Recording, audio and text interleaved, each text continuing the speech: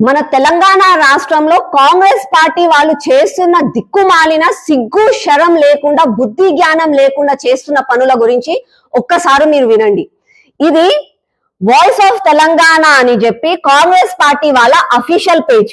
ఇది వాళ్ళ కాంగ్రెస్ పార్టీ గాంధీ భవన్ నుంచి దీన్ని వీళ్ళు రన్ చేస్తారు.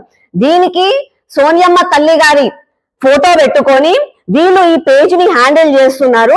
దీంట్లో వాళ్ళు చేసిందల్లా ఈ సంవత్సర కాలంలో ఏమన్నా ఉందా అంటే ఎడిటింగ్, మార్ఫింగ్, లేనిది ఉన్నట్టుగా అనినిది అన్నట్టుగా చేసుకొని కేవలం తెలంగాణ ప్రజలకు ఇచ్చిన హామీలను డైవర్ట్ చేయడానికని చెప్పి వాళ్ళ పబ్బం గడుపుకుంటున్నారు ఈ పేజ్ హ్యాండిల్ వాళ్ళు. మీరు ఒక్కసారి చూడండి, 1 డే బ్యాక్ నా ఫోటోని మార్ఫ్ చేసి నేను అననిది అన్నట్టుగా ఫోటో చేంజ్ చేసుకొని వాళ్ళ అఫీషియల్ పేజ్ లో పెట్టుకున్నారు.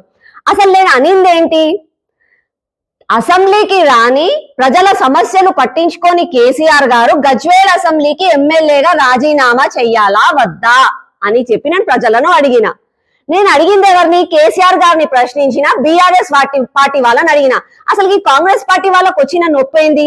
వాళ్ళేమో నేను అననిది మా బీజేపీ ఎంపీల గురించి దుష్ప్రచారం చేస్తున్నారు వాళ్ళు. అంటే ఈ సంవత్సర కాలంలో కాంగ్రెస్ పార్టీకి రేవంత్ రెడ్డి గారికి ఏమన్నా వచ్చిందా అనంటే మొత్తం దేశవ్యాప్తంగా ప్రజలను మోసం చేయడము, అనని మాటలు అంటే ఏ మాటలు అయితే అనలేదో ఆ మాటలు అన్నారు అని చెప్పి ఎడిటింగ్, కట్టింగ్, మార్ఫింగ్ చేస్తూ ఈ రోజు రేవంత్ రెడ్డి గారు ఒక సీఎం గా ఉండి ఆ పనులు చేస్తుంటే అతని కింద ఉన్న నాయకులు కూడా ఇట్లాంటి పనులు చేస్తున్నారు.